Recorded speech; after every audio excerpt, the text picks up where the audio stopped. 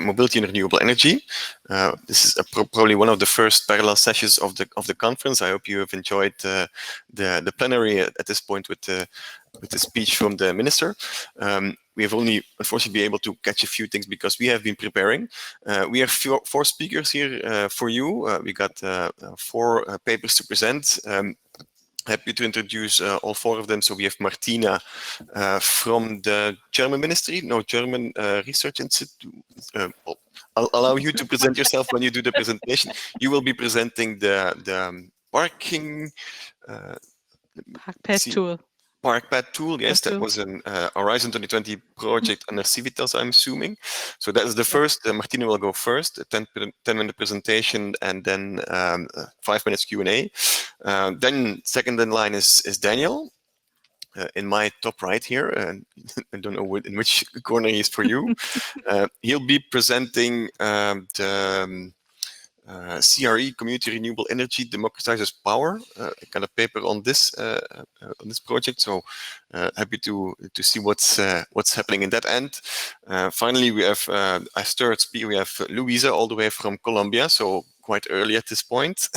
You will be presenting the GRECO project as well, an EU-funded project. And I will close the line with the WeCount project, also an H2020 project under the SWAF's call on mobility, citizen science and mobility. So I'll first give the floor now to Martina. So Daniel, Luisa, if you could stop sharing your screen by leave, then we can get started. Martina, I will share screen now. Yeah, okay. Hello. Well, thank you, Kris, for the introduction, and good morning to everyone. Due to technical problems on my side, we do this screen sharing with Kris. I apologize for that, but we couldn't get it working the other way. So I'm working as a researcher at the DIFU, that's in German, Deutsches Institut für Urbanistik. In English, it's transferred to German Institute of Urban Affairs. And what we do is research on one hand, and on the other hand, we disseminate this research to German municipalities, or to municipalities at all. And in this project, we have a project called Park for Sump. And within this project, we did the PARKPAD tool. Next slide, please. As you may know, is parking, car parking is very controversial in most cities. If you ask one part of the city or one citizen, he will go for, or she or he will go for, let's remove parking, car parking, and use the spot better. And other people sort of say, we need car parking and we have to enlarge this. So we need more information on that. In the PARKPAD tool, we establish a stakeholder group, and this stakeholder group consists of of politicians, of people from the authorities, people from all kinds of NGOs and citizens. 2 audits are held, and in these 2 audits, you have to end up with a consensus on the parking policy in a city. And this whole idea is to find a package of measures and an action plan for parking. The whole tool is, as I said before, developed in the Park for Some project, and you can find it on our website. Next slide, please.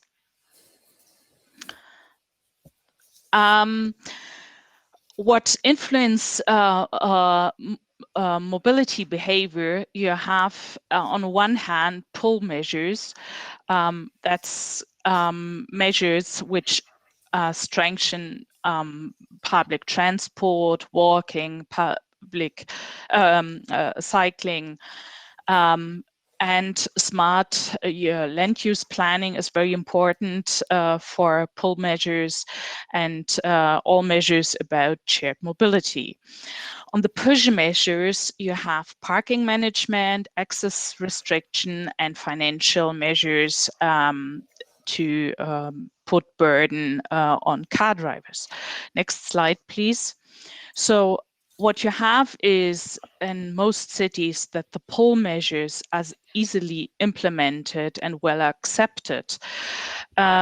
Push measures are hardly implemented or and they're perceived as not acceptable.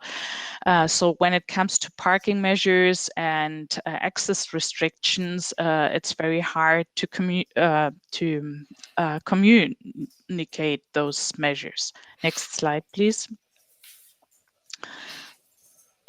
So the overall target with our PARKPAD tool is that we move parking management from an operational task to a strategic task. We want that parking management becomes a backbone in the so-called sustainable mobility plans. And the whole thing is that parking management should be considered in a co-creation process. So the different players in the city comes into play. If you look to the SDG goal number 11, this wants to make cities more inclusive, safe, resilient, and sustainable. That means that when you look to 11.2, that sustainable transport plays a key issue. And this means we find a way how to deal with parking in the system and to make it better in terms of freeing parking or free public space and remove parking. Next slide, please.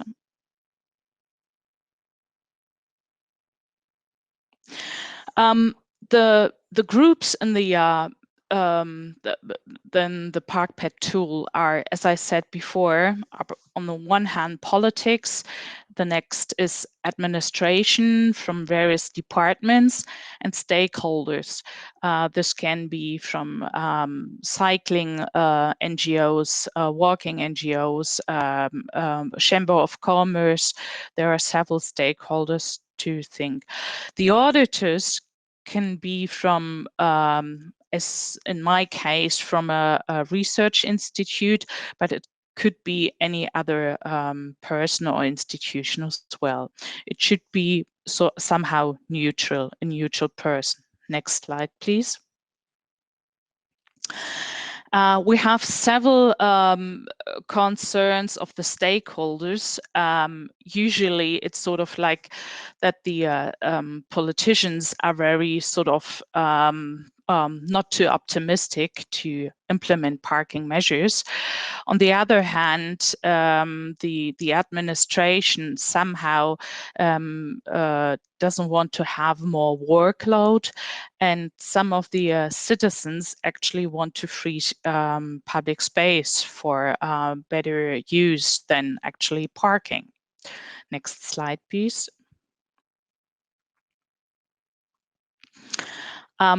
To find a consensus, we start with an entire or a questionnaire which has two parts. We have a questionnaire for the administration, and they have 44 questions how to deal or how it's dealt so far with parking management in a city. And a smaller questionnaire is given out to all the other stakeholders, politicians, and the NGOs and the citizens, and they have to answer only 14 questions. And on that, those 14 questions we discuss in the consensus meetings. Next slide, please.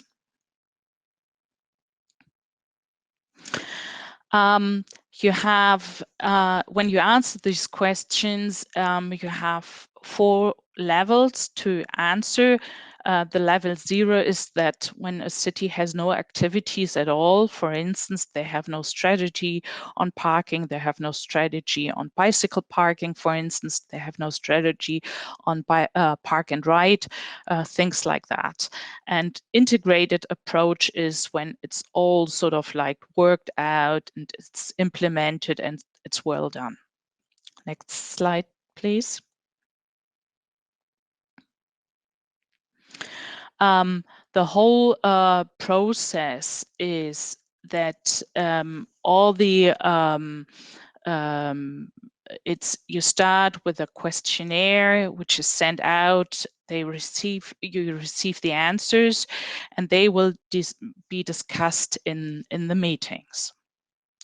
It's important that the whole group, which is sitting together and discussing the measures, should be not bigger than 15 people.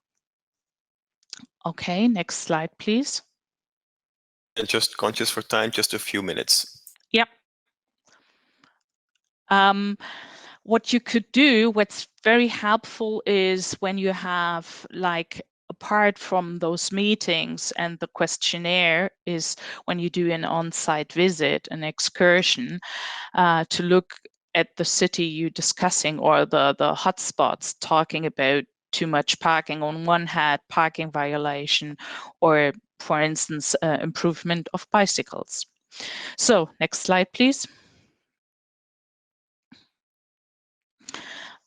What you can come up with in the end is an action plan, and this should be sort of the contents of the whole meetings. And we've done that for 16 cities out of 15 countries. And so it's well tested, and we want to roll it out to other cities and countries as well. So my last slide. There you found my contact data in case you have more questions, and you are welcome to contact me later on. All right, thank you, Martina, for this presentation. I'm checking if there's any questions from the audience here, either in chat. This is the time. I've not seen anything in chat. I've one question myself. I was wondering if you tamper with parking for citizens. You've got like 2 different types of people. People who are very happy to give up their parking, but there's also plenty of citizens who don't like to do that. So this confrontation, how does PARKPAD manages that? I'm very curious. Martina, you're muted. Yeah, this was not done by me. It was done in the background, obviously. This is when you design your group, the group of participants, that you have both sides or both representative in that group. So those who say we want to give up our parking space and we want to find better free public space, and on the other hand, you have to find solution for those who don't want to give up their parking space. So, for instance, to remove parking from on-street parking to off-street parking, for instance, or to make a plan to have a mobility hub where you find car sharing, where you find better transport or shared mobility. So you really have to find a good design and find or to involve both sides. That's very important. I can imagine this gives room for interesting discussions among citizens directly already, and definitely also with the policymakers. Yeah, and you have to sort of like it's a good advice to find someone who is involved in the topic already. So through an NGO, people are involved in this topic, because it's rather complicated on the legal side. Parking comes with a huge package of legal issues, and this makes it really complicated. All right, thanks a lot, Martina. That was very clear. Thanks for the presentation. We'll give the floor now to Daniel. So Martina, if you could press the leave button to remove your screen, I will do the same. Daniel, the floor is yours. Thank you, Kris, and thank you, Martina. I'm going to try to share my screen here in a PowerPoint, but I just wanted to reiterate some of the things that were said in the kind of the first session, that how important science is, especially in this particular moment as we're trying to recover and deal, some of us, with a second wave of coronavirus and further lockdowns, and especially my home country of the United States. I mean, how important it is for those of us who are working in science to be able to kind of share important scientific data, and also to communicate it and to build trust with our communities, and how important that is. And so I'm happy to be a part of this conference, and today we can see this, hopefully. I'll be talking about citizen science and citizen energy communities, and how they might be able to align better in order to achieve various SDGs. I'm a Marie Curie Fellow with the Ciberimaginario Group at the University of Rey Juan Carlos in Madrid, and that's a Marie Curie Co-Fund Fellowship that's part of the God Energy Talent Call. The 3 SDGs that specifically could relate to citizen science and energy projects are 7, 11, and 13. Of course, sustainable cities and communities, as Martina was talking about, has a lot to do with other things, including air pollution and transportation, and some of the other speakers will be talking about those.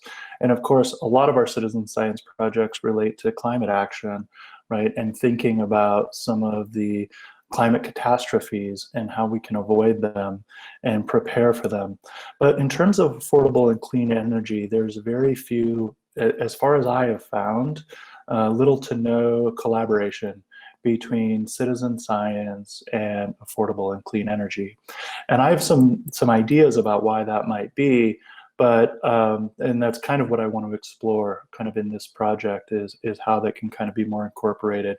And obviously Luisa is going to be speaking about that a little bit later in the GRECO project. But these are kind of the 3 SDGs that I think that citizen science and citizen energy communities could contribute to. Now, as we might all be aware, there's in the general trends, right, in what's happening with energy demand, and then this broader need to decarbonize in order to, achieve the 1.5 degrees Celsius change from the Paris Agreement. Energy demand worldwide is increasing. And so this is why carbon emissions worldwide, right, are dropping slightly, but overall, the more energy we're using. Again, the percentage here in this chart of coal and fossil gas are getting smaller, and renewables are growing, as we can see. And even the clean energy package and the EU Green Deal is going to help increase the percentage of renewables. But globally, right, our demand for energy is increasing at a time when we really need to be hitting a massive decrease in carbon emissions. And so, this is the kind of the balance in which we want to kind of invite citizens in to be able to be thinking about energy and working with their communities. One of the problems for communicating about energy is that most of us have it all around us. It's at the flip of a switch, and yet it's something we don't see, and it's something that's complex and connected to so many different networks.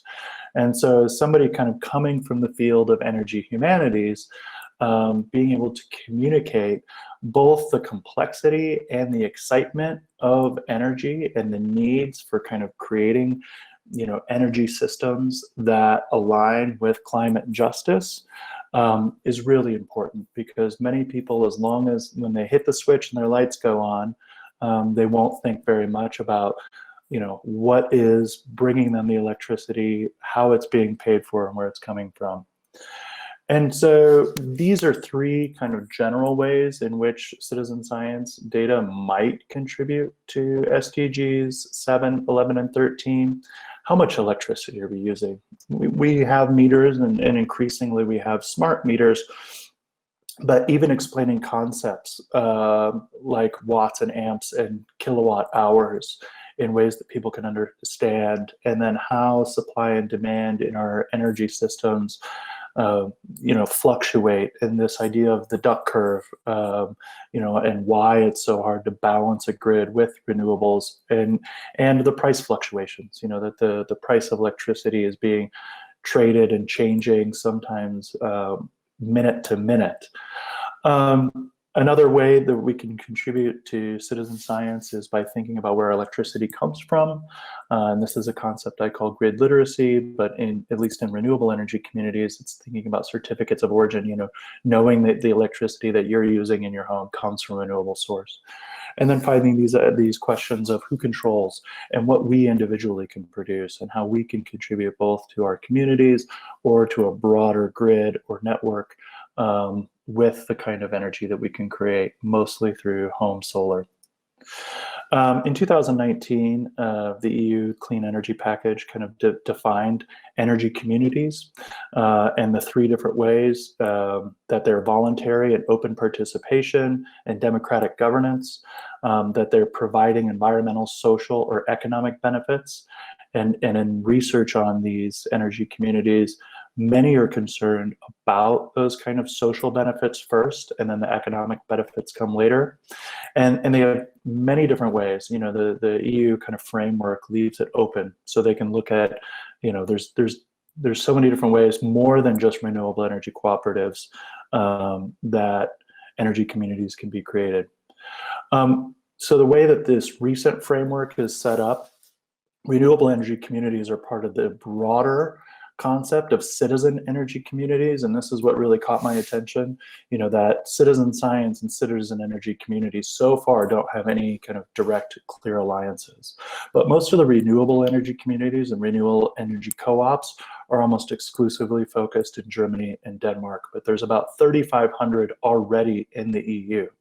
And so I'm imagining that somebody might tell me, our renewable energy co-op or this one in this particular place is doing citizen science. And if that's true, please let me know. That's what I'm looking for, is which one of these citizen energy communities is also doing citizen science. So for right now, at least in the academic research, there's no kind of overlap between citizen energy communities and citizen science.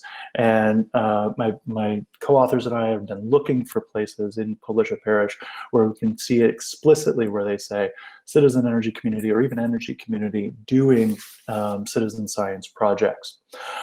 Because there was no direct overlap, the way that we've approached this is by thinking about citizen energy communities in terms of public participation. And so our hypothesis is that many of the ways that citizen energy communities invite their members to participate within the cooperative or within the community are things that are akin to or even would qualify as citizen science without directly naming it citizen science. And so based on that research, we've identified 4 areas where citizen science could better align with these energy communities. It's through measuring and testing and evaluating energy practices. Also by looking at the benefits and values of joining energy communities. One of the ways citizen science can contribute is by being intermediaries and kind of either transmitting or disseminating information, or just kind of being a go-between between government entities and the energy communities and academia, obviously. And then finally, kind of empowering individuals to be part of energy democracy is another important way in which citizen science can contribute to these citizen energy communities. And so in our research, we've been kind of breaking it down and looking at these different ways and providing suggestions about, things about maybe using smart meters and gamification and nudging. In other words, things that have already been done in kind of energy research and social science, but actually making the citizens part of that, or these citizen energy community members part of that research design process and data gathering. And so that's it for me. If there are questions or suggestions or leads, I know I didn't get a chance to talk about GRECO, but GRECO is an awesome project and it kind of fits into this. And so I'm excited to learn more about that. So I will stop sharing and see if there's questions now.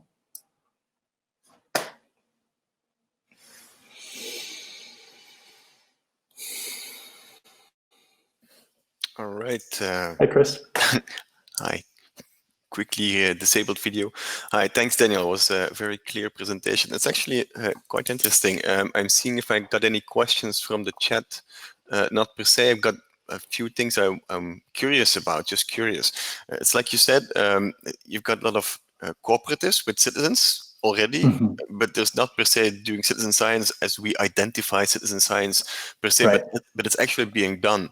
I've got two questions. One is maybe super technical, but just out of curiosity, because I'm a technical guy myself. Have you seen cases where citizens who are in part of a corporation actually are diving into the technicalities of, for example, the size of the wind farm they are going to design with their cooperative, or is that really like a stretch? And the second question is, what's the most promising thing where you would merge these? You would say where you would merge the energy cooperative with citizen science explorative, because you flagged quite a few options. Yeah, and I was trying to kind of move quickly through that, but those are both great questions.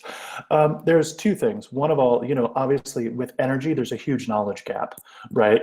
Very few of us will go in and start messing around with the wires in our house or our meters, much less being able to try and think about battery storage and these broader grid issues. And so thinking about that, first of all, right, is yes, there are some citizens who are in these cooperatives who vastly increase their knowledge of things like, distribution, DSOs, or transmission, just by being part of it. People that are going to join cooperatives are likely going to be more aware of their energy use and environmental impacts already when they join, but after they join, they learn more. Also, a lot of people who are already in the energy sector volunteer their time within a renewable energy cooperative. So somebody who might work for, in the energy field will then lend their time and expertise. And so it's kind of going both ways. There's average people like, myself, who's not an engineer or an electrician, who will learn more by being part of it. And then other people who do that for a profession who then contribute. The way that I see the most overlap, at least right now, is also one of the most difficult.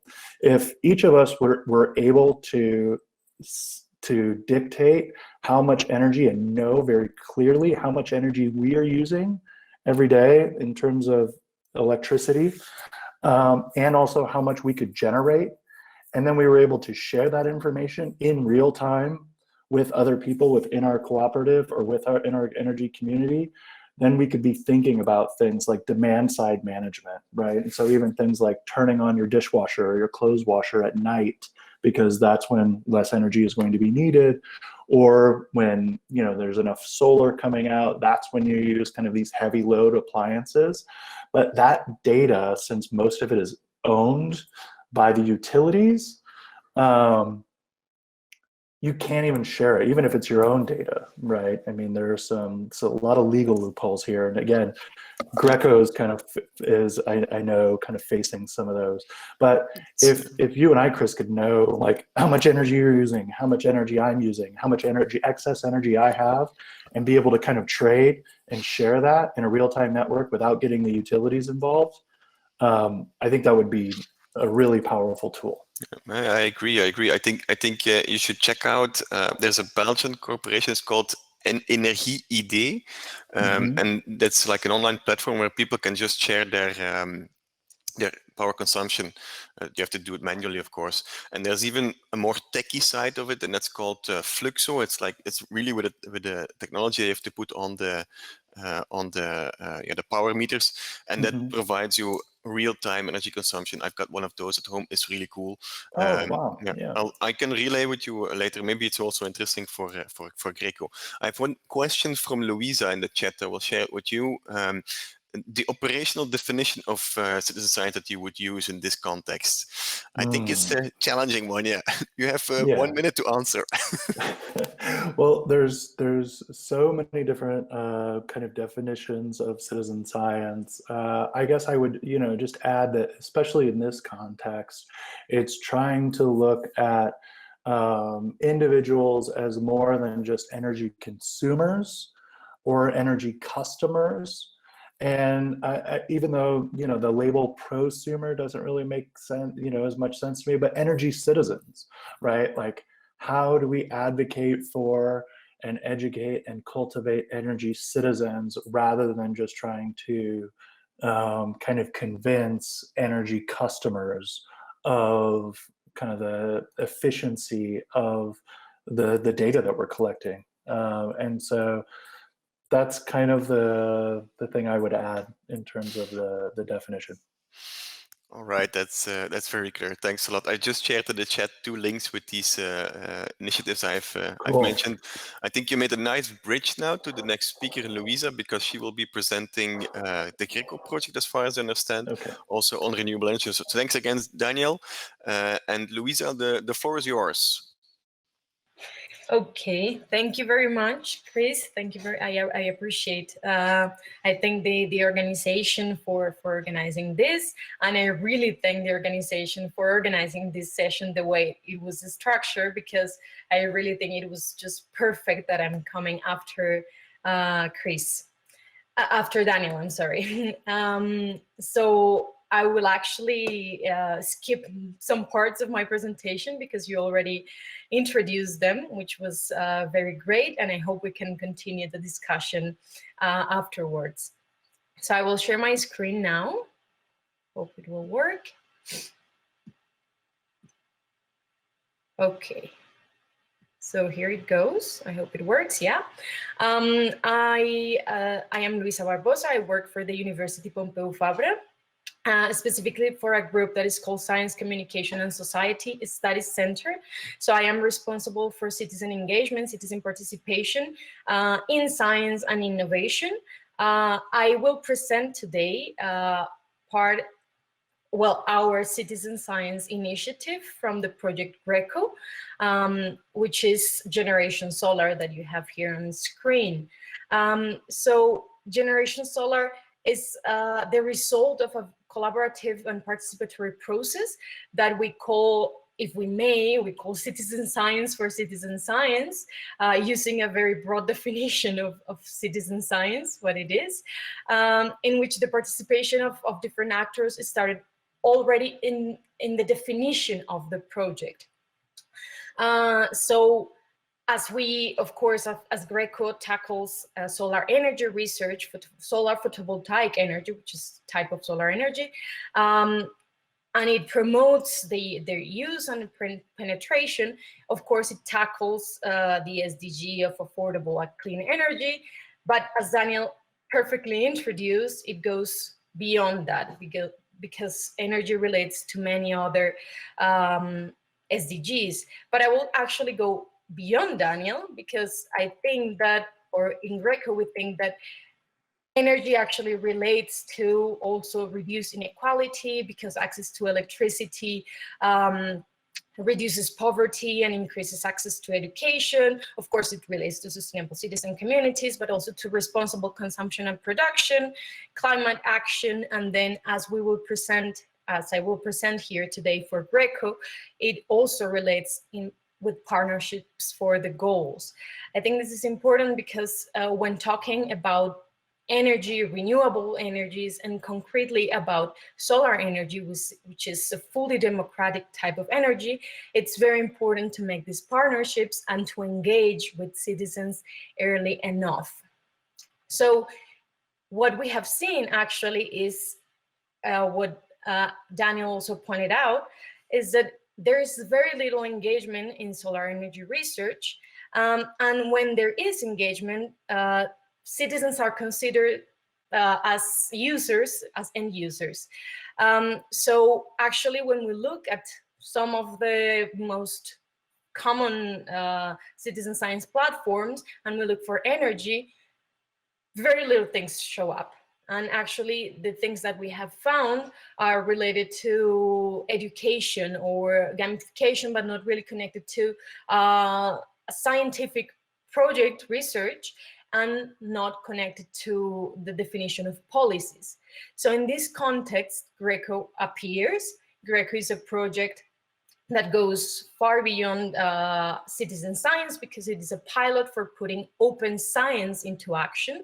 So we go from considering and engaging citizens to, of course, making research transparent and fair, with fair data, and publishing under open access policies. Well, it tries to do energy research in this, applying all these different aspects of open science, including, of course, citizen science and public participation. So we have done different initiatives on citizen science. First one I present here, it was led by the University of Évora, by Luis Fiallo, I give credits to him, and the Technical University of Madrid. And in this initiative, they collected all solar modules, which is a very difficult task to do because most of the solar panels are quite young. So it was important for research to collect these old modules to see what's actually happening, what are the damages, and also design reparation techniques and come up with an aging model. So of course, this was something that had clear benefit for the citizens that were involved, because the researchers went there, interacted with them, and co-created actually this aging and reparation model. So this was quite successful. It was done mainly in Portugal and Spain. And the other initiative that we developed, and that's the one that I will go in the backstage, is our Generation Solar initiative. So we call this process, as I told you, citizen science for citizen science, and I will go through it in 4 steps. So in the first one, we identified scientists or scientific activities that would require or would benefit from the input and the interaction with citizens. So to do that, we asked scientists or people engaged in energy research somehow. And we asked around 100 professionals by either surveys, online surveys, or on-site word cafes, for instance. And we collected all this input information and we compiled it on a document with a lot of ideas, with a lot of research lines in which citizens could provide input, and actually researchers will benefit from that. And then with this, we follow on to the second phase. And the second step, I'm sorry, I went the other way, was to co-create with people. So we opened this document with these lines, and we organized an online hackathon. So the document that we collected on the first phase was the input for this second phase. The hackathon, for the people that are not familiar, but I'm pretty sure that you all are familiar with it. The hackathon was just a very intense event in which participants are committed to solve or try to solve a challenge. In this case, the challenge was to propose a citizen science initiative, considering the input that we gave them. So we had 61 participants that organized in 30 teams from 16 different countries. And at the end of a week, because our hackathon, it was online and it lasted 1 week, we received 12 practicable plans for launching and developing a citizen science initiative for GRECO. So this was great. Now we have 12 proposals. So the third step was, of course, to evaluate these proposals and to choose one winner, because that's also the dynamics of the hackathon. So we created a multidisciplinary committee that assessed the proposals based on 5 criteria: creativity, feasibility, relevance, and we selected one proposal which got the highest scores in all the criteria. This proposal was coming from Marta Victoria, which is a professor at the Aarhus University in Denmark. And she proposed actually to develop an open database of rooftop solar photovoltaic installations. So a platform in which citizens can provide information on the solar installations, the solar panels that are, she proposed, on the rooftop. By seeing the richness of that were there on the different proposals, we asked Marta and we asked the other participants if we could combine somehow a couple of proposals to come up with a project that would be even stronger.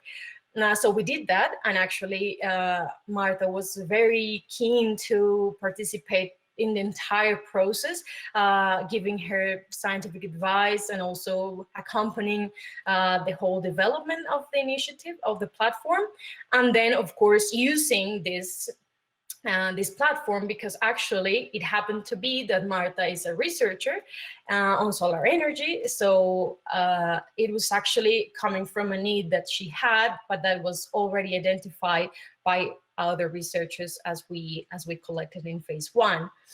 And then, so with having done this and starting this collaboration, we went to the final step, which, I mean, I would say of the backstage, which was the technical implementation of this proposal.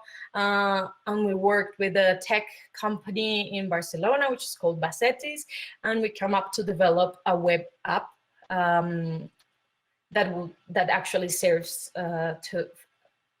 for what Marta was proposing, but with little changes. So I will show in a second. So the result is Generation Solar. You can scan the QR code and it will go to the web version of this. It is a free open database. This is important. The data can be downloaded and used by any people anywhere on solar installations, photovoltaic installations, not only on the roof, but wherever they are. And the data that is produced by the initiative, by Generation Solar, is compatible with the Open Power System Data Initiative, which is important for researchers that are working, for instance, on energy modeling, understanding the grid, how it works. So that was important. Plus, we intend to create a community so the citizens actually can engage in dialogue. There is chat options, plus a small part of gamification that we use to actually increase this engagement and ask and try to make the community bigger. This is the first version of our initiative. We already have plans to improve it and to go forward. So this is where we are. So let me just show you briefly what has happened now. This is a screen. I'm now forgetting the word, a print screen of the web version of Generation Solar. So you can see that there is a public map in which we see where the installations are located. We're taking care of security and personal data issues, so there's no need to worry, but we have kind of an idea of where these installations are. So right now we have 125 installations, at least yesterday we had this, which represent around 2,000 kilowatts. Well, we're still checking some issues that happen in the platform, and what we provide back also is how many tons of CO2 this energy represents in savings. No, so we thought this is a very interesting information that we can give back to the citizens. But right now, the estimation is very, very broad. So we're also working on how to provide more precise data on CO2 savings. And with this, as I tell you, this is the first version of the app. I would like to finish by going back to this paper, which was recently published. Some of the authors are actually in the conference, in which they talk about citizen science and sustainability transitions. No, so they talk about the aims of citizen science. On the one hand, increasing scientific knowledge, the production of scientific knowledge, and on the other hand, by bridging this gap between science and society. And they discuss how combining the two of them can actually support complex sustainability transitions, as with solar energy, of course.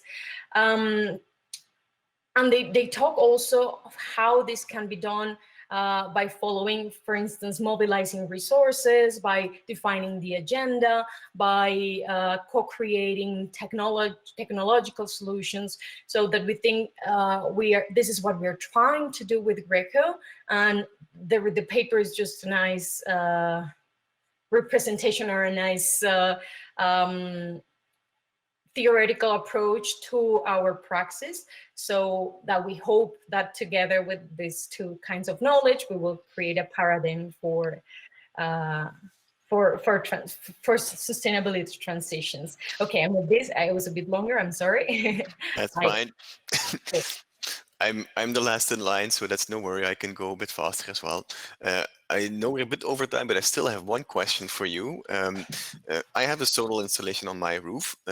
The provider of this technology has provided me with an app, which provides also real-time information about output. I've installed actually the app that you made. Is it possible to make like a connection? Because what I get from my installer is just very basic information, and there's nothing being done with it. It would be very much more cooler and interesting if I can share this with other installations. Can you draw these data in via an API or something? So is this something you plan to do? Yes, exactly. So we're right now exploring a lot of these aspects with APIs to bring information from different sources that are there already, and also working, of course, towards collaborations with industries, because I mean that will be, I mean, they have all the people that own solar installations. So of course, yeah, this is something that we're right now working on. We have the contact of one that is in France. So yeah, but of course, I mean, some of them have reacted positively, so I hope that we can include that. Yes, definitely. Thank you, Kris. One question from the chat, that's an interesting one that got my attention as well. Have you considered collaborate with OpenStreetMaps, because they apparently already have quite some data on energy? So yeah, right now we don't have this collaboration under the radar, but I will definitely explore that. Yeah. I would think I think you can link up then with Alessandro, maybe for this specifically. Definitely. Okay. Thank you, Alessandro. Okay. Yes, definitely. Thank you, Luisa, for the presentation. It was a nice, smooth on to Daniel one. So yeah, thanks a lot. Thanks a lot for the contribution. Okay, then I will close the line with the final presentation of the day, not on energy this time, but on mobility. I will be presenting the WeCount project. I will share my screen. It worked for everybody, so it should work for me as well. Voila. I'm gonna do this in presentation mode, full screen mode. Voila. Okay. Okay, so apart from session chair, I'm also presenting today in this conference the WeCount project. WeCount is an H2020 project. First, I'll introduce myself. I'm Kris, working at Transport Mobility Leuven. We're a small transport consultancy based in Leuven, and we started the WeCount project December last year. And I will give a very brief introduction to the project. And yeah, we'll hope it can make you enthusiastic. I'll first start with an overall well, goals and objective of the project, which is a bit more abstract, but we'll hope to get this out of the way very quickly. So what we want to do is to enable citizens to initiate policymaking process with automated measurement data from mobility and air quality, mostly mobility, so traffic. So we want to basically do a citizen science approach with collecting traffic data with several sub objectives. So we want to advance citizen knowledge on traffic counting, because that's usually lacking. People have some gut feeling about the traffic, but if you want to make it objective, you need some kind of measuring device. That's what we want to provide. We also want to have a big challenge and objective in terms of the citizen science itself. So as you probably all know, there are big challenges with citizen science that they usually die out when the activity ends. We want to have a durable ecosystem so it can continue after our project completes. A clear objective for us as well, which should also be very recognizable for everybody working on citizen sciences. We want to be much more inclusive, not just let's say the white educated 30-year-olds who are keen to work with technology. No, we want to make the audience much more diverse, and we want to demonstrate basically that citizen science that citizen science can contribute to science and to policy level, because it's just often seen as a gimmick too often. And we believe, and we are transport policy researchers ourselves, we believe if it's done properly, it can really provide much more interesting information where you can work on. So this is our objective, what we want to do with WeCount. It's a 2-year project. Started December last year, so until December last year. Our approach is to have a citizen science approach to quantify local transport, and we want to achieve this. The core element is basically to use existing sensor technologies in a citizen science setting. So far for the abstract setting. Now I'll dive into the practical part. So what does this really mean? WeCount basically constitutes these 3 elements. So it's a sensor technology, which is basically Telegram. I'll dive into that. It's a citizen engagement strategy. So how do we really get people on board with the Telegram application? And then we test this in 5 different locations. So we have pilot applications in Leuven, Madrid, Ljubljana, Dublin, and Cardiff. And we have some preliminary data outputs as well. Now, obviously, I will prove and I will show to you that this is all relevant, of course, for the sustainable development goals, because otherwise it's just a gimmick, which it's not. So first of all, the sensor. This is what the thing looks like. So we have WeCount empowered by Telegram. So Telegram is actually the technology which is driving the WeCount project. We like to say powered by Telegram, but because we're working with citizens, we rather say empowered by Telegram. So this is important. This is the core technology that we're using. I invite you to check the website of the Telegram project. It's called www.telegram.net. We are using existing software and hardware. It's an open data platform. And all the data we generate from the traffic counters with the sensor with citizens is open data, so everybody can consult this.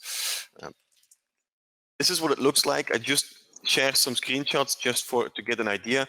So on the top left, you see the current map. We started in Belgium last year before the WeCount project, so we have a high density of road segments which are being counted in Belgium, but you can see the spots starting everywhere throughout Europe. That means people are getting started with the Telegram device either within the WeCount scope or themselves have been plugging into the platform.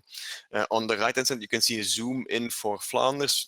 Just to give you an idea, we have about, I think, 1,300 locations which have a Telegram device, 1,300 segments which have a Telegram device active.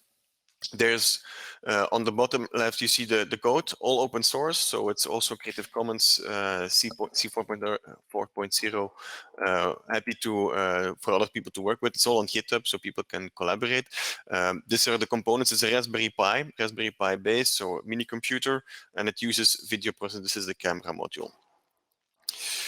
Right. I apologize for the background noise. There are some construction works here in this house. The timing is the worst, but what can you do? I want to zoom in a bit further on what type of data you can get out. on the top left, you can see on the platform as well, how many pedestrians, how many cyclists, cars, and heavy vehicles are passing by, given a set period in time. So that you can set this a few days or a few months, depending on how long your sensor is active. This is the overview per day in totals. There's also a link to weather if you want, and there's an indication of driving direction. So it's not just passing by traffic, but it's also passing by left to right, right to left, which is hugely relevant for capturing rat running, for example. So that's a technology, that's a sensor technology. Now, what do we do with the citizen engagement? This will sound very familiar to people who have been doing citizen engagement. We do first 5 phases. We first scope, we do the community building. That's what we've done now in the first pilot cases, which is Madrid and Leuven, have been completed. We co-design with the participants. That means what kind of focus areas do we want? What roads do we want to measure? What are the key indicators that we want to get out? Is it speed? Is it bicycles? Is it conflicts of traffic? So that's all the type of thing that we want to include together with the citizens. Of course, there's a data collection phase, which is ongoing now for Leuven, Madrid, so the first pilots. And then, which is further on the project, because we're well 1/3 in the project, there will be a lot of analysis, awareness, and link with policy level. I do want to highlight one element, and that's the concept of the local champion. It's something that has worked for us a lot.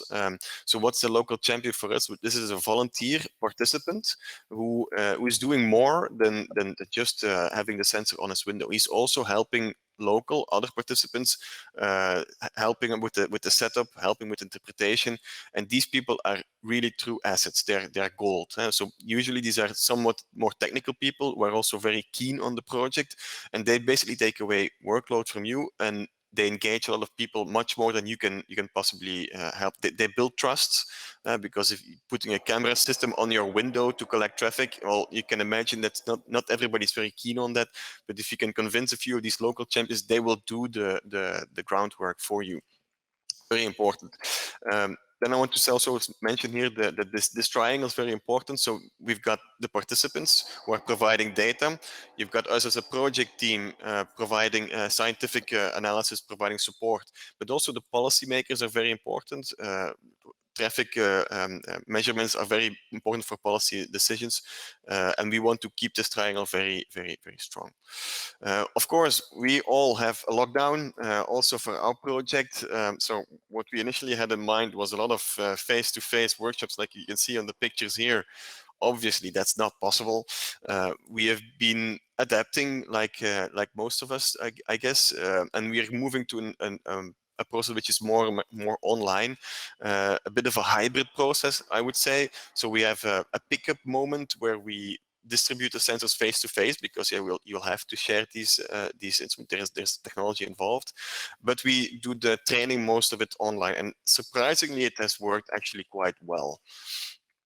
Then I will just share a bit of data output here. I don't have too much time, but I think these are the more interesting ones, just to show what you can do with this sensor and with the involvement of citizens as well. So we have got 5 cases, all scoped in a bit of different context. So Leuven is my hometown here. We'll use WeCount to monitor the impact of changes to the traffic circulation. Dublin will focus on deprived areas which are heavily struck by traffic, heavy duty traffic, and so on. Cardiff will link up with air quality assessment, and Ljubljana will mostly be cyclists. Ljubljana has made a very nice car-free center. They now have issues with cyclists. You can also monitor traffic counting with cyclists. And the Barcelona-Madrid case was more focused on speeding. I'll just share a few of these things, what you can get out. So this is a street with rat running. It's one well-known street in Belgium. You can see here the traffic volumes in the y-axis. So this is about 600 to 700 per hour, which is quite a lot. And you have the time in the x-axis, and you can see the very distinct peaks in the morning and in the evening.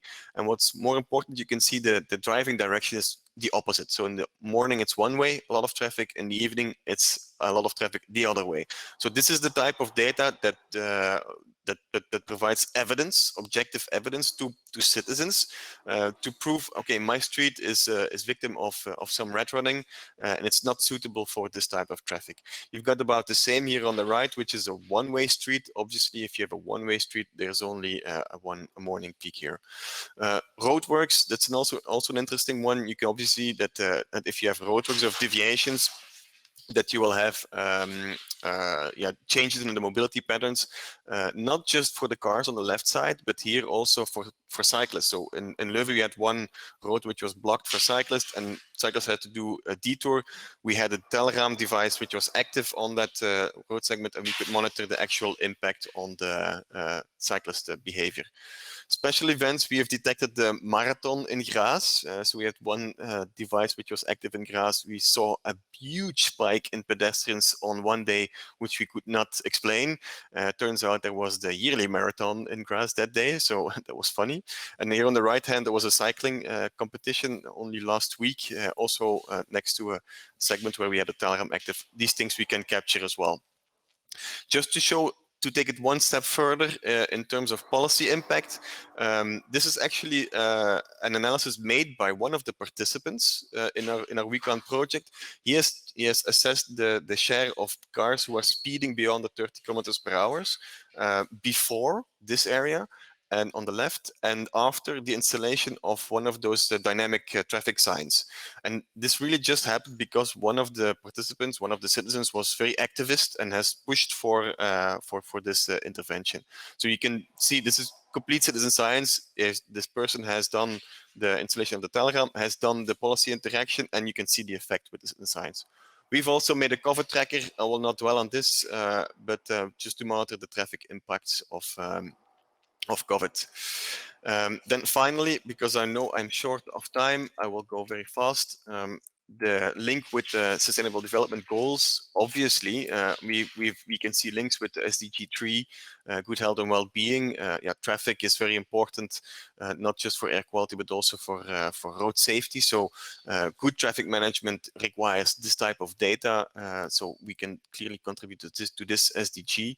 SDG 4, definitely, we're truly educating the participants in this project to what it means to count traffic, what is a high level of traffic, what are problems, what are not problems, what are excessive volumes of cars, what is red running. Gender inequality, we make a very strong commitment to attract much more than just the typical white male, highly educated participant in citizen science activity with technology. No, we want to go beyond the typical usual suspects, and we actually achieved this. So I just was just working on a review report, and I found that actually the majority of participants is female in our case, so that's good. And then SDG 11, this speaks for itself. Sustainable cities and communities. Transport is a key thing in urban planning. So you need traffic data for this, and that's what we are contributing to. So that was WeCount very, very briefly. I just went a bit over time, so I guess that was fine. 2 minutes over 2. If there's any questions, I'm just screening the chat now. So Falco asking how the distinction between cyclists and pedestrians work. I invite you to check the website. I think it goes a bit too deep to explain this now. We basically use background correction. That means we don't do AI to recognize specific objects. We do background correction. That means that you got screens, and the video stream is always compared to a fixed background. If the object is small, then it's typically recognized as a cyclist or pedestrian. If it's like narrow and tall, then it's a pedestrian. If it's large and boxy, then it's most likely a car. There are some problems with the classification, but for cars it was pretty good. Okay, let's see if I have any further questions here. I apologize for the background noise. The timing is just the worst.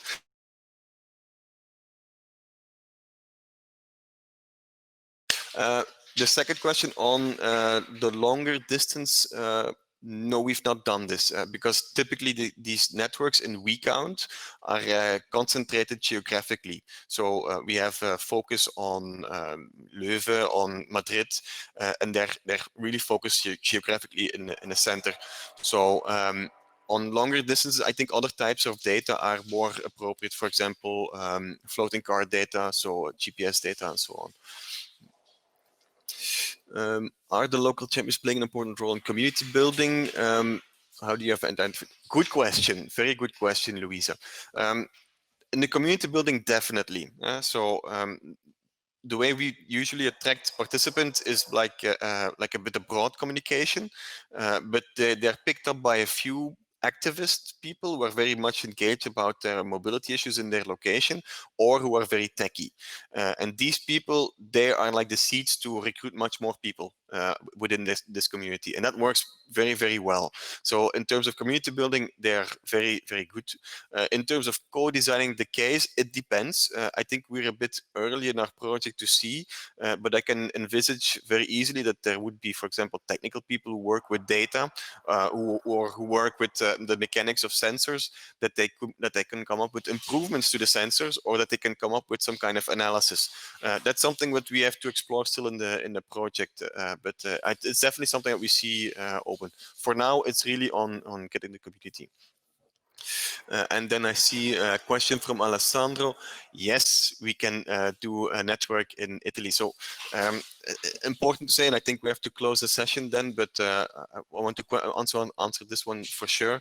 And that's what we want to build with WeCount is an ecosystem where local partners can set up their own Telegram networks like we are doing now in WeCount. So that's really the legacy of the project. So you have to be able, someone in Germany, Italy, Romania, a university, or even a consultancy, traffic consultancy, why not? They should be able to take all the resources and tools that we've built in WeCount to set up their own Telegram networks in the local community, extract the data from the network, from the platform or the API, and just get to work. That's what we're trying to aim. So this durable ecosystem that the project just lives on after the completion of WeCount. That's the ultimate dream. That's what we want to achieve. So if you want to see this, Alessandro, contact me directly. We're already doing this in the UK in one example with We Are Possible, one NGO, and we're going to see if it works. If you are able, if you already proceeded up to a point that a third party can implement Telegram project directly. So I guess that's it. I see no more questions. I'd like to thank all the speakers to present their work. I'd like to thank for sure the organizations, because I'm the organizer, because I'm sure it must have been a big challenge to get this conference done in this hybrid format. Yeah, I would say thanks for joining, everybody. Enjoy the rest of the conference. Do check the sessions, and as was mentioned in the chat, don't forget about the declaration on the CS/SDG conference declaration. You can sign this, so the more people sign this, the more powerful this will be. So that was it from my side. Enjoy the rest of the conference, and yeah, hopefully we'll be in touch later. Bye bye.